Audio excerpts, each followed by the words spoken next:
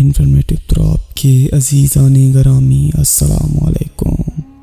ناظرین گرامی، آج جس چیز کو مجھے موضوع سخن بنانے کا موقع ملا ہے یا جس چیز پر میں گفتگو کرنے جا رہا ہوں وہ ہے ایٹم۔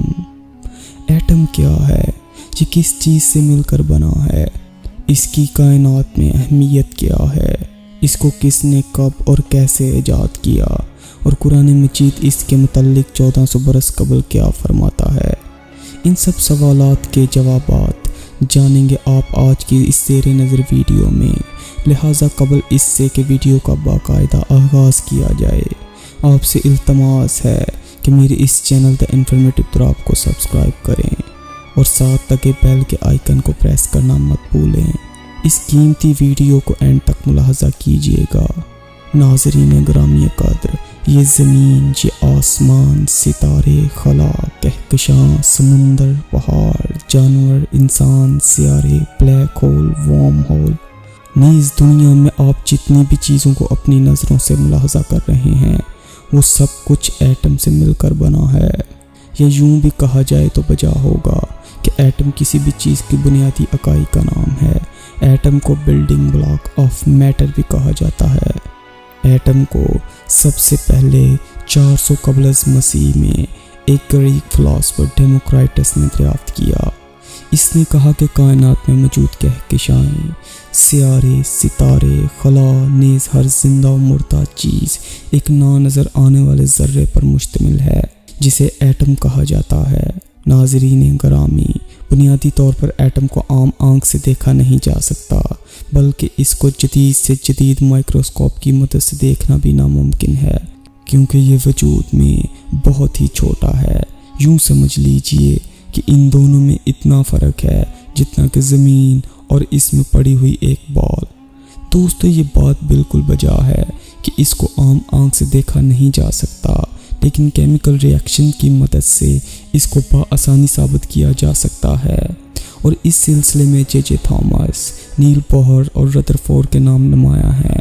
ان تینوں کیمسٹ نے اپنے تجربات سے ثابت کیا کہ ایٹم اپنا وجود رکھتا ہے۔ ان تینوں کیمسٹ نے 19ویں صدی میں اپنے ایٹامک ماڈل کو پیش کیا اور کہا کہ ایٹم فقط ایک ذرہ نہیں ہے بلکہ اس کا اپنا ایک مکمل نظام ہے۔ اور جیسا کہ 19ویں صدی سے قبل لوگوں کا ماننا تھا کہ ایٹم انڈیویژبل ہے، یعنی اس کو تقسیم نہیں کیا جا سکتا، جبکہ ان تینوں کیمسٹ نے اس بات کو مسترد کیا اور اپنے تجربات سے ثابت کیا کہ ایٹم کو تقسیم کیا جا سکتا ہے، یعنی اس کی ڈویژن ممکن ہے۔ اور ایٹم مزید 3 چھوٹے چھوٹے ذروں یعنی الیکٹران، پروٹون اور نیوٹران پر مشتمل ہے۔ الیکٹران نیگیٹو چارج کو کیری کرتا ہے اور پروٹون پازیٹیو کو، جبکہ نیوٹران بالکل نیوٹرل ہوتا ہے، یعنی اس پر کسی طرح کا کوئی چارج نہیں ہوتا۔ معزز ناظرین، نیوٹران اور پروٹون ایٹم کے نیوکلس میں ایگزسٹ کرتے ہیں۔ پیاری دوستو، نیوکلس کسی بھی ایٹم کا 0.01% والیوم آکوپائی کرتا ہے، لیکن یہ ایٹم کا 99.9% ماس رکھتا ہے۔ جیسے کہ پہلے ذکر ہو چکا کہ ایک ایٹم مزید چھوٹے چھوٹے ذروں میں تقسیم کیا جا سکتا ہے، اور یہ بات ہمیں 19ویں صدی میں آ کر پتہ چلی، لیکن آج سے 1444 برس قبل پردہ وحدت سے خالق ارض و سما کی آواز آتی ہے۔ سورہ سبا آیت نمبر 3 میں ارشاد خداوندی ہوتا ہے، کافر کہتے ہیں کہ ہم پر قیامت کیوں نہیں آتی؟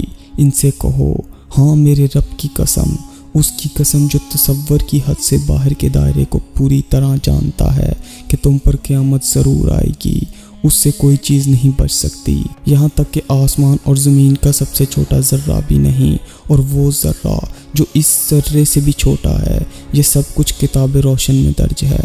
ناظرین گرامی، آج سے 1444 برس قبل وہ کون سی ٹیکنالوجی تھی جس نے قرآن کریم میں فقط ایٹم کا ہی نہیں بلکہ ایٹم سے بھی چھوٹے ذرے یعنی پروٹون، الیکٹرون اور نیوٹرون کا تذکرہ کیا؟ وہ ٹیکنالوجی کوئی اور نہیں بلکہ اللہ تعالیٰ کی ذات گرامی ہے۔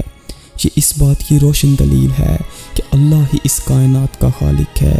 اس کے علاوہ اگر آپ ایٹم کو عام آنکھ سے دیکھنے کا شوق رکھتے ہیں تو آپ ہمارے سولر سسٹم کو دیکھ لیں تو یوں سمجھیے کہ آپ نے ایک ایٹم کو اپنی آنکھ سے ملاحظہ کر لیا ہے۔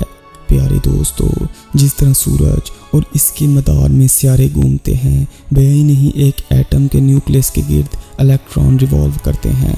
لیکن ناظرین گرامی، یہاں رکیے، ایک سوال جو بہت اہمیت کا حامل ہے، کیا ہو اگر ایٹم اپنے فنکشن سے ہٹ کر حرکت کرنا شروع کر دے؟ اگر ایسا ہوا تو ہماری کائنات پوری طرح سے ایک عظیم دھماکے سے پھٹ جائے گی۔ لیکن دوستو، ایسا کبھی نہیں ہو سکتا، کیونکہ جس طرح ہمارے سولر سسٹم میں دو طرح کی قوتیں کام کرتی ہیں، یعنی سینٹریپیٹل فورس اور سینٹریفیوگل فورس، جو کبھی بھی سیاروں کو اپنے مدار سے نکلنے نہیں دیتی، کیونکہ انہوں نے ان کے درمیان ایکویلیبریم کی حالت کو قائم کر رکھا ہے۔ بھئی نہیں ایک ایٹم کے سٹرکچر میں بھی یہی فورسز کام کرتی ہیں۔ یقیناً اس ایک چھوٹے سے ذرے کے نظام کو دیکھ کر دل پکار اٹھتا ہے کہ اللہ اکبر۔ تو معزز ناظرین گرامی، یہ تھی ہماری آج کی کوشش۔ اگر ویڈیو اچھی لگے تو اس کو لائک اور شیئر کرنا مت بھولیں، اور چینل کو لازمی سے سبسکرائب کریں۔ ہم ملیں گے اسی طرح کی ایک اور انفارمیٹیو ویڈیو کے ساتھ۔ تب تک اپنا خیال رکھیے۔ والسلام فی امان اللہ۔